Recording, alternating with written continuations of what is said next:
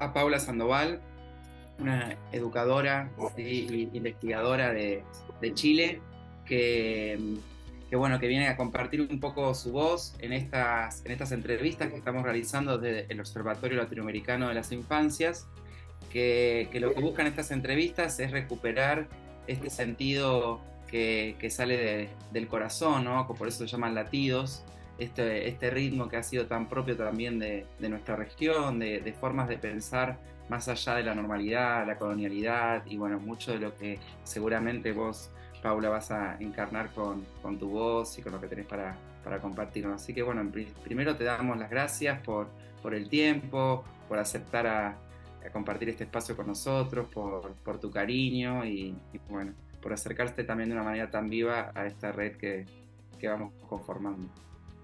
Y la primera pregunta que queríamos preguntarte era, o hacerte era si vos misma te podrías presentar, contarnos quién sos y cuál es tu relación con la educación.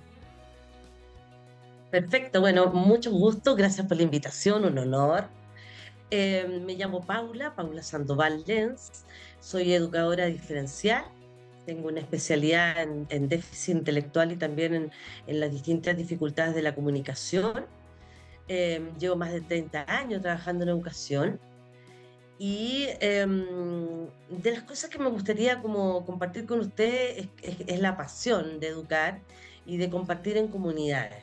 Yo creo que esas son de las grandes pasiones que me han movido a lo largo de mi vida, porque las comunidades me han enriquecido y me han desafiado permanentemente, porque uno de repente la educan como pensando en la educación, pero uno no tiene la experiencia de quién es la Paula, ¿no? De cómo te educaron a ti, de esas escuelas antiguas y de cómo el desafío de plantearnos en el mundo de hoy, con tantas diferencias en sala y en las comunidades educativas.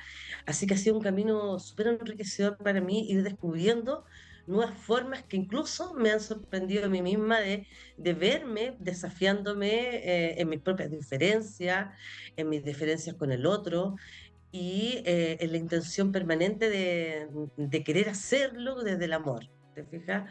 Así que eso es lo primero que me gustaría decir con respecto a la educación, el camino desde la pasión y del acompañarme en comunidad, de no sentirme nunca sola.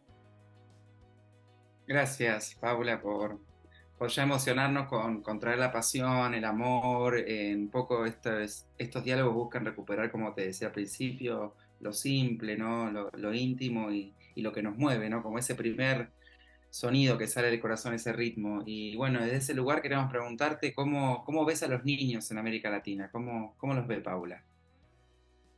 Bueno, yo trabajo en un sector de bastante vulnerabilidad en Chile, ya que es algo que también me ha acercado mucho en trabajar en sectores socioeconómicos bajos, culturalmente con alta escasez en términos de estimulación, familias jóvenes, monoparentales, eh, con algunas disfuncionalidades y donde la escuela termina siendo para los jóvenes padres, digamos, el camino de la respuesta. Y uno lo que quiere como educadora justamente es como darle herramientas para que de ellos nazca la mejor manera de educar a los niños en general. Yo trabajo en vulnerabilidad y con la primera infancia. Te hablo desde el año hasta los 5 años, 11 meses. Es en Chile una etapa que te diría que lleva, no sé, unos 15 20 años dándole la importancia que tiene esa etapa de educación, porque se creía que iban a jugar los infantes, ¿no?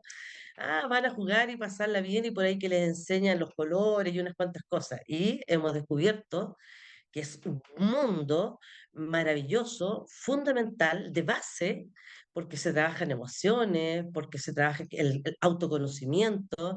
Entonces, es un camino que hacemos desde la educación con niños con muchas dificultades, que hay que enseñarles incluso a saber quiénes son, pero enseñarles desde la humildad, porque ellos tienen que descubrir sus capacidades, sus habilidades. Hay mucha diversidad en Chile. En el aula, en una escuela, en una caleta de pescadores en la comuna de Penco, de Concepción, donde yo trabajé muchos años, son niños que están acostumbrados a que le digan qué hacer, por ejemplo. ¿Ah? Y donde van a ir descubriendo, en la medida de que alguien acompañe en esa sala, a descubrir que tienen una voz, que tienen un espacio y que ellos son capaces, porque llegan a la sala no teniendo claro de qué tan capaces son. Así que ese es un desafío que tengo en el aula de Chile. Y en esta experiencia, ¿no? También tan amorosa que vos compartís, ¿no? Desde todos estos años, ¿qué avances y logros crees que se han constituido, ¿no? Porque Chile también es un país bastante paradigmático en la región por sus leyes de protección de la niñez, pero también con la investigación con niños, que es lo que nos interesa a nosotros en este observatorio, y bueno, un poco contrarrestando y trayendo toda esta experiencia de vida que vos también tan amorosamente nos compartís. Me gustaría preguntarte eso, ¿qué logros o avances notás vos en con esos primeros niños que vos iniciaste y cómo los ves hoy? Sí, wow.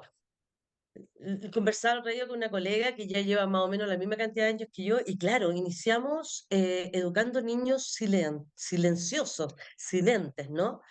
Con una voz interior muy pasiva, donde, como te decía, estaban esperando un poco que uno indicara qué hacer en sala, ¿no?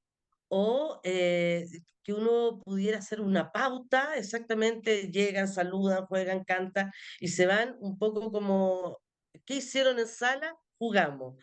Hoy día los niños son bastante más conscientes.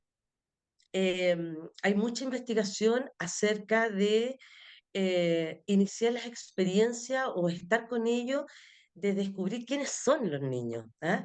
Entonces ahí viene un poco conocer sus contextos sociales, emocionales, familiares, observar mucho cómo ellos se relacionan con los elementos, con los estímulos que hay en un lugar X, y desde ahí hacer un trabajo pedagógico más comprometido con ellos. Entonces yo creo que los grandes avances que hemos tenido, una gran capacitación a los docentes, a quienes están relacionados con ellos, y también mucho trabajo de escuela para padres. ¿Ah?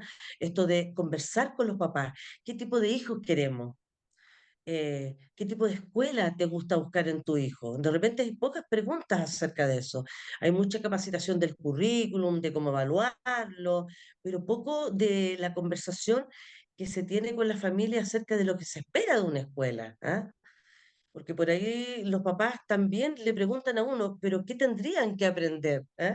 Y uno quisiera que ellos respondieran. Entonces ese diálogo, yo creo que los profesores hoy día en Chile están un poco más preparados para hacer un poco esa reflexión más allá del contenido, de lo que se va a enseñar en sala, es cómo nos preparamos para diversificar, para amplificar.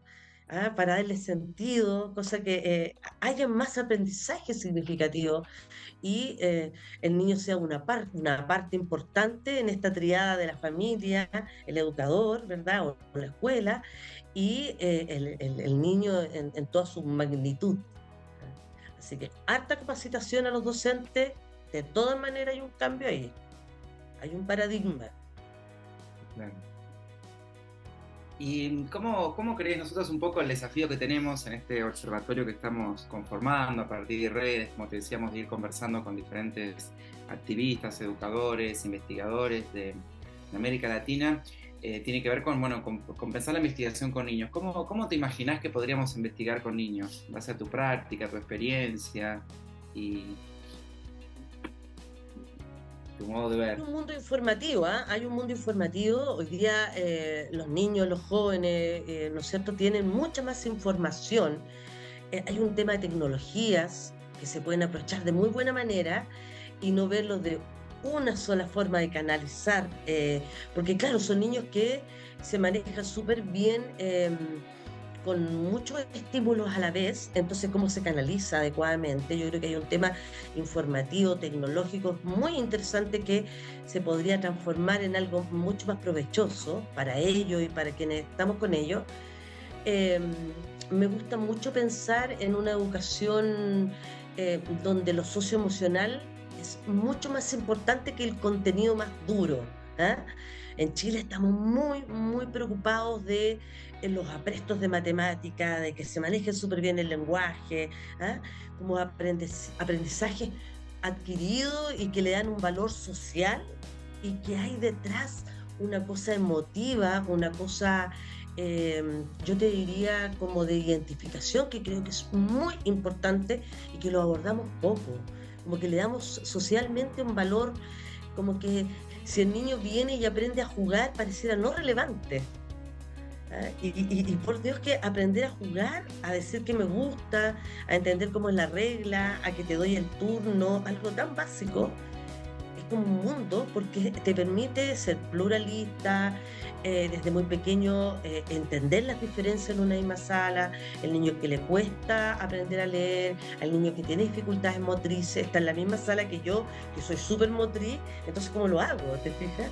Entonces, ahí está el material didáctico, la estrategia, la conversación, el poner en una situación, un contexto donde esa diferencia es justamente la oportunidad de aprender un mundo mucho más amplio, ¿te fijas? Y no de una sola manera, haciéndose todos iguales, todos derechos, como nos enseñaron a nosotros, te fijas que era como todos iguales en una sala y el aprendizaje era como único. Y el que aprendía, aprendía, y el que no, pucha, era problemático. Entonces hoy día no, hoy día hay que plantear muchas cosas, hay que meter en la sala muchas más estímulos, muchas más cosas para que se pueda dar un dinamismo que me parece más interesante al niño y al joven de hoy. Nos hablaste del amor, de la pasión, ¿no? De lo emocional, de los afectos y además te diría que nos entusiasma tu entusiasmo también al narrarte y al compartir con nosotros. Y quería preguntarte a ver qué te gustaría que ocurra en este observatorio, ¿no? Esto que estamos nosotros ahora presentando, contando que es una escuela de educación alternativa en Puerto Rico, que está pensando un observatorio para poder investigar con los niños, que convocamos a diferentes redes, diferentes universidades, espacios también activistas, ¿no? Que tienen que ver con la protección justamente de la primera infancia, esto que vos venís trayendo, y la pregunta va así en un tono también de deseo, ¿no? Y qué te gustaría a vos que ocurra, qué sería bueno que ocurra para vos en este espacio. Ya que tengan el espacio de la reflexión, enriquecedor total, Fran, o sea, y Luisa, o sea, yo creo que el camino de que podamos abrir más espacios de conversación, donde yo te pueda decir mi preocupación con respecto a la educación en Chile y tú me puedas transmitir qué pasa en Puerto Rico o en Argentina, nos abre posibilidades de intercambio intercultural, ¿no es cierto?, que es muy necesario. Yo creo que tiene que ocurrir más ruedas de educación. Los educadores debieran, cada vez que tienen una jornada de clase, compartir con los colegas, con los pares, qué me está pasando, qué me está haciendo ruido. Armé una clase fantástica, magistral, y sin embargo algo no fluyó. Y entonces el colega en estos diálogos te puede decir, ¿y has intentado tal otro? Sabes que en Puerto Rico hay una conversación que me hizo mucho sentido, esto del hablarlo, de conversarlo, de que me pongas tú en una reflexión de decir, ya, pero la Paula, ¿qué sueña para la educación en Chile? ¿O qué desafío le gustaría que nos propusiéramos? El diálogo, te diría que es una de las cosas que yo les agradezco que lo tengan. Y yo creo que lo otro fundamental es que, sí, mira, el diálogo es súper importante y también creo que es muy interesante en este laboratorio quizá esto que están haciendo, yo creo, de poner actores, ¿no? Porque un directivo, ¿no es cierto?, ve la misión o ve la manera de educar de una manera de responsabilidad. Un directivo, ¿no es cierto?, un jefe técnico que ve es lo que se enseña, pero también un apoderado, ¿no es cierto? Un padre, una madre en esta investigación que te va a decir los miedos, las aprensiones, lo que extraña. También un docente que quizás tenga poca experiencia versus un docente que tiene mucha experiencia, pero también un académico que obviamente a través de su investigación ha visto muchos ejemplos. Entonces, estas conversaciones con hartos actores yo creo que lo puede enriquecer muchísimo más como para aprender y uno va a estar mirando además lo que ustedes van sumando y lo van subiendo, y uno anota, pues, uno se lleva como tareas para la casa, enriquecerse, hacer este feedback que creo que es muy, muy importante. Sin duda. Nosotros un poco las preguntas que vamos pensando con Luisa tienen que ver con la agenda programática de las acciones que podemos ir entramando, pero bueno, también aprovechando tu autorreflexividad, ¿no? Y algunas cuestiones que me fuiste compartiendo a partir de que nos conocimos de este tiempo. Me gustaría irme un poco del libreto y ahí vos nos decís, Paula, pero preguntarte a vos también cómo vive la infancia en vos, ¿no? Porque también encuentro en tu reflexión, en estas, ¿no? En estas palabras que nos traes, en una presencia, ¿no? Una continuidad con la infancia como un regalo que me parece lindo de recuperar. Entonces, bueno, la pregunta, haría como un salto acá y preguntarte un poco cómo habita tu infancia, cómo fue tu infancia y qué es lo que vos protegés de esa infancia hasta el día de hoy. Hoy, bueno, la infancia, siempre conversaba con algunos apoderados, que yo tenía apoderados más jóvenes, pues yo tengo 54, tenía apoderados de 20, de 30. Entonces yo les preguntaba, ¿ustedes alcanzaron a jugar en el barrio, en el lugar donde viven? Porque hay un antes y un después. Lamentablemente Chile cambió y entonces los niños, por ejemplo, no tienen la vida de barrio de mi infancia, y donde yo tenía la bicicleta y la dejaba ahí, después me ponía los patines y generaba redes de amistades, niños, niñas de distintas edades. Esa infancia de salir al barrio con los pares, para mí fue fundamental, porque ahí me aporrié, aprendí la diferencia de la casa, eh, los horarios, el que tenía que tener la paciencia de tolerar las diferencias. O sea, ya ese mundo fuera de la casa, porque la casa es, es como más, ¿cómo te podría decir? Más pauteada, de acuerdo a la mamá o el papá que te toca. Así que el tiempo del barrio, de salir y de no tener miedo. Hoy día mis niños, por lo menos yo pienso en un niño de Penco, como te decía, está encerrado, está en una reja mirando la calle porque la mamá tiene miedo de que haya una bala loca, o porque anda alguien que pueda hacerles daño. Entonces cambió. Esa parte de la infancia con respecto a mi experiencia, que fue maravillosa. Y lo otro que rescato es que tuve una infancia preciosa, con esto de los primos, ¿ah? La abuelita, los domingos familiares, el de juntarme con mis primas hermanas que hoy día son mis hermanas. eh, yo añoraba esto de juntarme con la familia. Y hoy día no lo veo tan común, como que no todo el mundo ha tenido la historia de la infancia que habla de cuando aprendimos juntas a andar en bicicleta, jugábamos a las tacitas, después cuando empezamos a pololear. ¿Te fijas como esa gente que te quiere, que te ha acompañado a lo largo del crecimiento? Yo tuve una muy linda infancia, la recuerdo la atesoro y la recuerdo con mucho cariño. Creo que saqué eh, las ganas de vivir justamente en mi infancia, como de atreverme, de que si me caigo, bueno, se mejora la costra y le echamos para adelante. Habían cosas que me costaban más que otras, ¿te fijas? Pero puros aprendizajes positivos. No recuerdo, fíjate, algo que me haya marcado negativamente en mi infancia, sino que todo lo contrario, una linda infancia, alegre, sin mucha complicación. Entonces tengo, ¿sabes qué? Si yo pudiera resumírtela, creo que le doy un gran valor a la infancia como base para la adultez. Por eso que me importa tanto la infancia, porque como que por ahí hay un piso donde tú interpretas lo que va a pasar más adelante sin saberlo incluso. Lo lindo que es escucharte y pensar. Y bueno, todo ese sentido también vivo de la infancia, creo que también lo transmitís en tu hoy, en vos.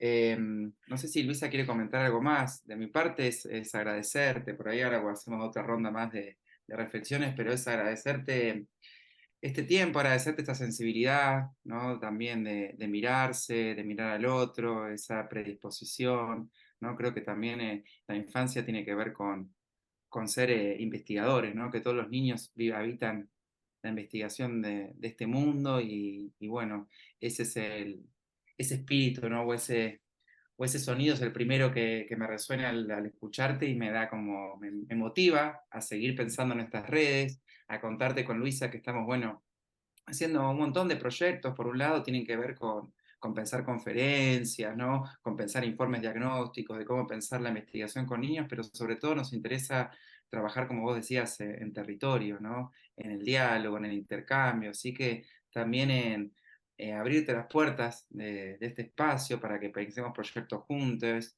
Luisa, yo te cuento que cuando Paula está en una transición porque trabajó 30 años con los niños y bueno, y ahora dejó hace un tiempo el trabajo, entonces está repensando sus proyectos, su proyecto de vida y esa energía también es un regalo que tiene que ver con un proceso personal tuyo, pero también con, digamos, un regalo para esta comunidad de poder entramarnos, ¿no? Y de poder pensarnos como comunidad. Así que para mí es muy prometedora esta charla, este espacio. Te esperamos en Mar del Plata. Esperamos que podamos ir a visitar a los niños también en Colombia, en estas investigaciones, que podamos recuperar desde estos lugares que vos también traes, que muchas veces se olvidan, ¿no? En la academia, ¿no? Por ahí nos, no sé, nos vuelven como a revitalizar. Así que quiero agradecerte Eh, por lo vivo de lo que nos compartiste en este latido. No sé, Silvisa, vos querés comentar algo o hacer alguna Sí, pregunta. como muy en línea de lo que dices, creo que está bien bonito esta pregunta sobre qué es la infancia o qué fue la infancia, incluso para nosotras también, Fran, porque de lo que dices, yo tengo 35 y a mí también me tocó el barrio. Y yo hoy veo a mi sobrina y digo, pucha, le falta el barrio, porque el barrio te construye en unas dimensiones que ni siquiera podemos ser tan conscientes eso hoy qué significa, ¿no? Entonces pienso como en el avance que han tenido el desarrollo de los derechos de los niños, pero en esto donde la vida de la infancia se vuelve muy privada, muy de casa, ¿no? Entonces, creo que abrir ese diálogo, así como nos traes, es súper importante también porque otra cosa que, o sea, yo te preguntaría una cosa más simplemente y es que nos interesa mucho hacer partícipes a las niñas y a los niños y a las adolescencias de esta mirada que empezamos a construir desde las redes que somos. Así que no seamos solo adultas porque tenemos dos experiencias de la infancia distintas, ¿no? Y con tu experiencia, pues amplia, también preguntarte metodológicamente qué nos recomiendas, aparte de lo que ya nos dijiste, no solo para el trabajo, digamos, virtual, sino para eso que traía Fran al final, porque nos quisiéramos mucho que el próximo año fuera viajes, viajes, viajes e ir a hacer encuentros, sí, escucharles, pero entonces nos han dicho escucharles no solo desde la palabra, sino desde el arte, desde la corporalidad, desde el juego.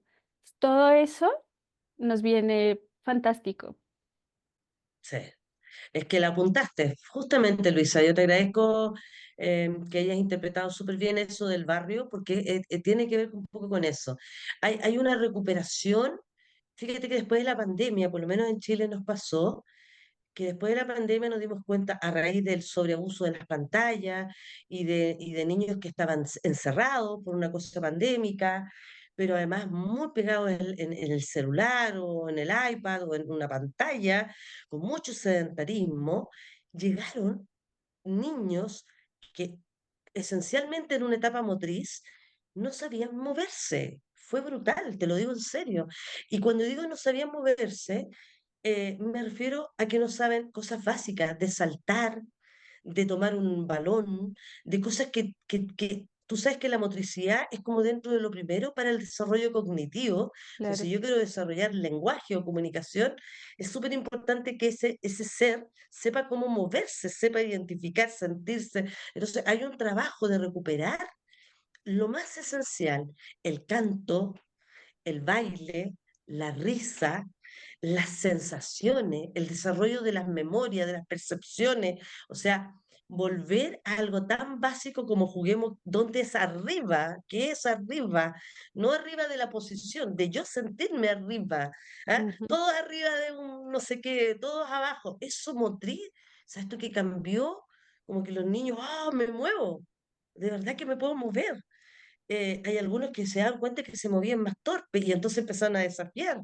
Entonces, hay una cosa que tenemos que recuperar que tiene que ver con lo motriz, lo artístico, el escucharse. Y al educador yo le reclamo mucho ese niño interior. No lo podemos olvidar. Que es muy rico que ustedes me hagan esta pregunta. Devuelve la infancia, Paula, ¿te fijas?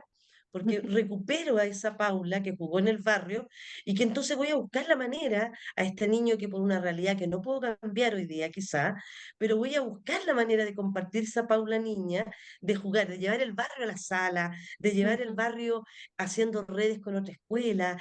Generaré de hecho me puse mucho en boga, como metodología, dije ya, voy a hacer un festival de ciencia y voy a invitar a los jardines infantiles cercanos, todos con miedo de salir, hay que había que volver a salir, pero recuperémonos, volvamos a encontrarnos. Y entonces el jardín traía una experiencia de ciencia, nosotros, y lo grabamos y lo compartíamos, y los niños volvían a intercambiar con otros. O sea, ujú, desde lo básico, el recuperarnos, el del compartirnos, el de disfrutarnos, y corpóreo, artístico, musical, fundamental, el arte, lo perdimos el arte.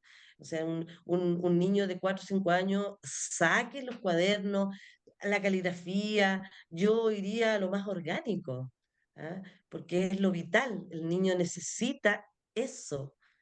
Las ujú, canciones, nos pusimos medias regatón, de como regatón, o sea, regatón, ¿cómo se dice? Así como la música, que son lo más entretenidas y pegajosas, y los niños están cantando, no sé, poseme, más o menos, y nos olvidamos de muchas músicas infantiles que ujú. tienen un ritmo pensado para ellos, una letra pensada para ellos.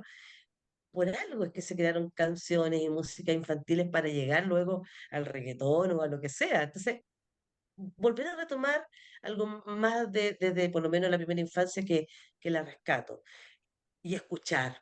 Yo creo que es súper bueno que si es que ustedes pueden hacer esa comunidad de acercarse a los lugares, esto de escuchar qué está pasando, porque las culturas de los colegios, las culturas de los sectores, el contexto, hace la diferencia para poder generar una mejor propuesta junto con esas comunidades, digamos. Sí, re. Ay, muchas gracias. Sí, yo Sí. también me quedo pensando mientras escuchaba a Paula y gracias también por traer esta experiencia, ¿no? Tan rica, esto que contabas de la pandemia, ¿no? Y del movimiento, ¿no? Y pensaba que también, bueno, eso es un lado de la moneda, pero también otro lado es que esto que vos traés de sensibilizarnos, de pensar más la educación a partir del cuerpo, de los afectos, también es algo que nos deja la pandemia, ¿no? Porque también la pandemia nos ha dejado esta idea de la educación como cuidado ante todo, ¿no? Que por ahí antes estaba menos centrada, no sé, se me ocurre que hay un movimiento ahí también interesante para que nosotros indaguemos, que es que pensar cómo también después de la pandemia y lo que fue esa experiencia, con las complejidades de situaciones que trajo, como esta que vos narrás, pero cómo también nos ha permitido que esta narrativa de la educación como cuidado sea más grande, ¿no? Y la podamos como abrazar más. Eso es algo muy lindo. Y después me quedo con muchas ganas, ya tenemos directora del proyecto Volver al Barrio, creo que es un proyecto ¡Oh! para América Latina, que se puede hacer en términos de investigación, coincidía con el mismo diagnóstico también. Yo tengo 34 años acá en Mar del Plata y toda mi infancia la pasé jugando en la calle con mis hermanos, mis La primos, calle. ¿no? Y era la educación y era eso, ¿no? Y bueno, y esto que hay diferentes también personas, yo a partir de la universidad acompañando a investigadoras, a educadoras también como ustedes que hacen investigaciones hermosas también de valor del juego, ¿no? Y que traen también estos diagnósticos, digo que también está dicho esto. Entonces, me quedo con esta propuesta programática de convocarte para pensar un proyecto de volver al barrio que pueda ser así regional en los países. Creo que ahí hay una línea interesante, así que me entusiasma el entusiasmo y me encanta la avidez de voces como la tuya que nos invitan a esto, a movernos, ¿no? Y a no quedarnos como repitiendo, sino a la acción. Así que también te agradezco esa fuerza y ese impulso que tu latido como vos nos trae para, para entusiasmarnos, para movernos. Así Mm, que gracias. Hoy, gracias a ustedes, precioso. Latido me encanta porque es un espacio lindo me quedo con la sensación rica haber aportado un grano de arena, pero ustedes me dejan además una invitación a repensar, a imaginar nuevamente cuando me dice el proyecto Volver al Barrio, uff, o sea, ya me imaginé montones de cosas que se podrían hacer, ¿te fijas? Interregional, justamente, porque el barrio, quizás hoy día hay que hacer espacio, quizás tienen que haber en las comunidades, en las políticas públicas, personas tutores que puedan acompañar a esos niños que no estén encerrados, las plazas debieran de volver a ser lugares seguros, donde los niños puedan jugar, te fijas, o sea, hay tanto por hacer. La verdad es que siguen habiendo espacio y no hay que temer, no hay que tenerle miedo al cambio. Vamos que se puede, ustedes son los llamados a generar esa reflexión, así que denle con todo, porque me parece precioso lo que están haciendo. Ah, muchas Gracias. gracias.